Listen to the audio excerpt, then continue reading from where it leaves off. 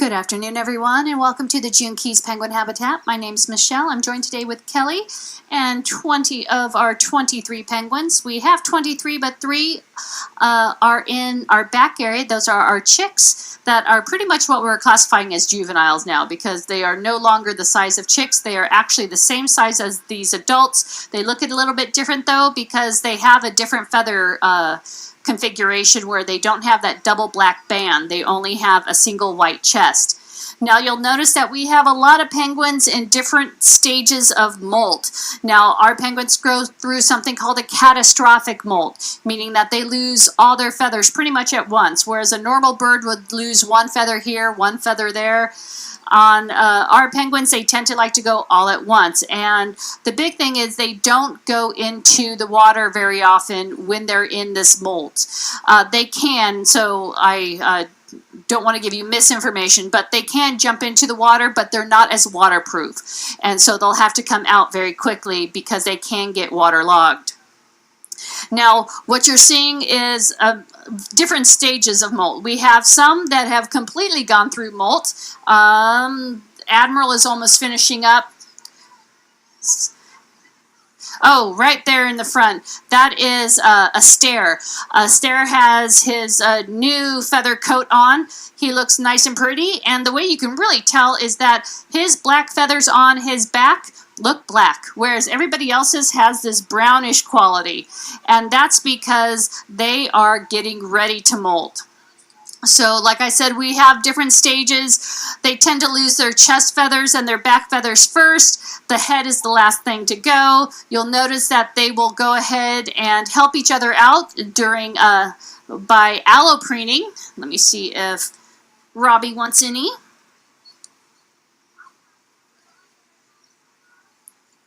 That's one for Robbie. What I'm telling two for Robbie.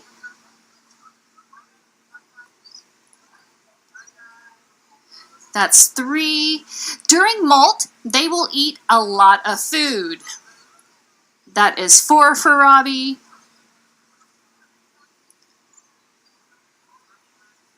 That is 5. How many does that make for him? So that is 6 total for him. Now, normally he would eat like 3 to 4. And so during molt, they bulk up. So you'll see they almost look swollen because of what they do is they eat as much food as they possibly can, swell up, and that's telling their body, okay, I'm ready to go into molt, and they will go off food. So we will always offer food to them, but they may not necessarily take that food.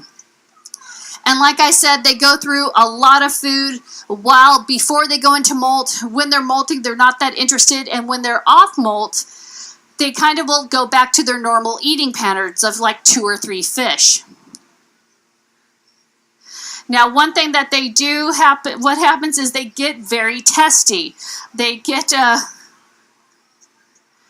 just think about it. If you were losing your hair over the next 3 weeks, you would be a little testy too because it's falling out all over the place and they're just not feeling all that great. Hi.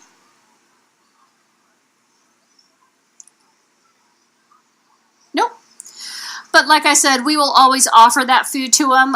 If they choose to take it, great. If not, we do not force it on them because out in the wild, they wouldn't be eating it either. And what I'm just going to do is get out of the sun. So that was Matson over there.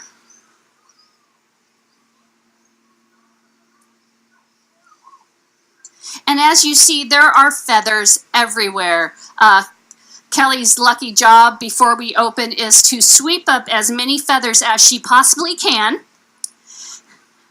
And as you can tell, she'll never be able to get all the feathers. Now over here, hi Admiral. Admiral just finished his molt. He tends to like people a little bit more than he likes other penguins. Good boy. Hi, sweetie. You gonna come around? Can you come around?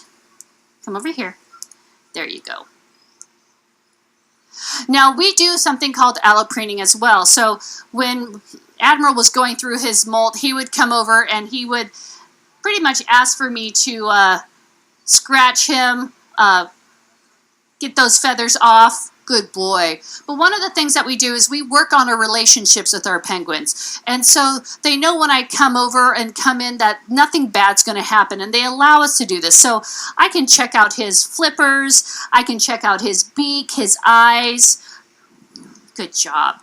I can pick him up. When you have the cooperation, it makes it much safer, not only for the animal, but for the trainers themselves, because it allows us to be able to take better care of him. All right, come here. He knows that he has to do his business before he even attempts to climb up on me.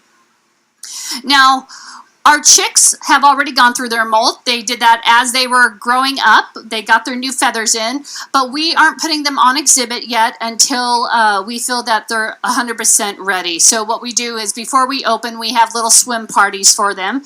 They'll go in, they'll swim about, and then they'll come back out, and we'll put them back into their back holding area just so we can keep better eye on them. But they're getting close. We're hoping to have them come out pretty darn soon.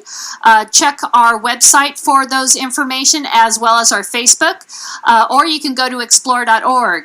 We have a camera on right up there. That's explore.org. So if you want to see what our penguins are doing at any time of the day, you can log on to that. Check it out. We have some faithful penguinistas that keep an eye on our penguins at all times. They can actually hear us talk, so hello everyone out there. If you have any questions, you can ask away. You can either ask on the website or on explore.org, and we do look at those, so we can answer those questions. Well, it looks like I'm not going to have any more takers for lunch. Are you coming over, Heidi? That's a no. Or that's actually Lily. We try to memorize all the penguins, and for the most part I know all their number codes.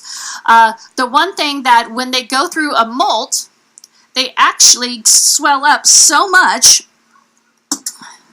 that we have to take off their little ID bands. And that's really interesting because we have to then realize who they are through their dot pattern. So much like a fingerprint for you and I, each penguin has a unique dot pattern on their bodies, and that's what we use. You might have seen me looking at my phone. I'm not texting or anything. I have pictures of all the penguins on my phone that I scroll through so I can make sure that I'm matching up the dots. For the most part, a lot of times I can just do it by personality type because like this one I know is Admiral. But some of the other penguins that came to us from other facilities aren't as friendly because they didn't go through our training process. And so they're a little bit harder to kind of discriminate between. So I literally have pictures of all of our penguins that I scroll through, match up the dots, go, Kelly, this is so-and-so. Because when we're doing things like giving medications or vitamins, we want to make sure that everybody is getting it, number one, and that we're not what we call double dosing. So it's really important that we make sure everybody is doing well. As you can see, we